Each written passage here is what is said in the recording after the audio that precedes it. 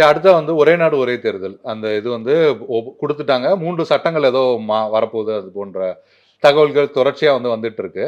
நீங்க எப்படி பார்க்கிறீங்க? இது வந்துட்டு நம்ம நாட்டினுடைய அரசமைப்பையே மாற்றக்கூடியது. ஆமா. சர்வாதிகாரத்தை நோக்கி கொண்டு செல்லக்கூடியது. ம். ஒரு கூட்டாட்சியை வந்துட்டு ஒற்றையாட்சியா கொண்டு செல்லக்கூடியது. ஒரு நாடாளுமன்ற ஜனநாயகத்தை வந்துட்டு ஒரு பிரசிடென்ஷியல் ஃபார்ம் ஆஃப் கவர்ன்மென்ட் அப்படின்றதை நோக்கி மோடி கொண்டு செல்றதுக்கான திட்டம் இது.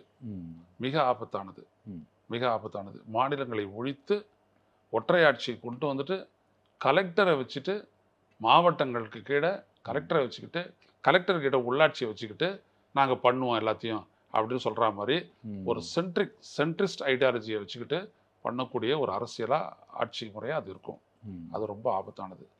இன்னைக்கு இந்திய மாநிலங்கள்ல நம்ம முன்னேறிய மாநிலமா இருக்குது தமிழ்நாடுனா, தமிழ்நாடுன்றது ஒண்ணு இருக்கிறதுனால தான். ஆமா. இது இல்ல மாவட்டங்கள் தோறும் மாவட்ட ரீதியான தான் ஆட்சி அமைப்புகள் இருக்கணும். அட்மினிஸ்ட்ரேட்டிவ் யூனிட் மாவட்டங்கள் தான். அதை தாண்டி எதுவும் இருக்கக்கூடாது.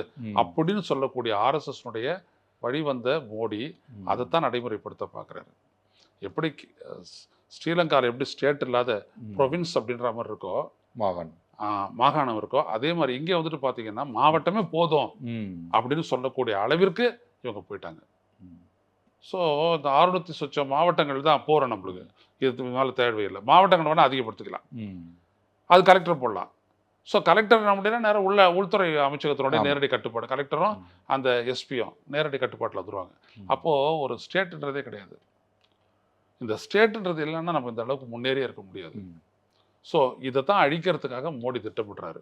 இதை கார்பரேட் விரும்புகிறாங்க. ஏன்னா அங்கே எடுக்கக்கூடிய கொள்கை நாடு முழுவதும் நடைமுறைப்படுத்தப்படும். ஒரே சைன் தான். இன்னும் சொல்ல போனால் தடையற்ற ஒரு சுரண்டலுக்கு வழிவகுக்கக்கூடிய ஒரு ஆட்சி முறைக்கு நோக்கி மோடி போகிறாரு. அவருக்கு என்னன்னா இந்த இவிஎம் வச்சுட்டு ரொம்ப நாள் பண்ண முடியாது.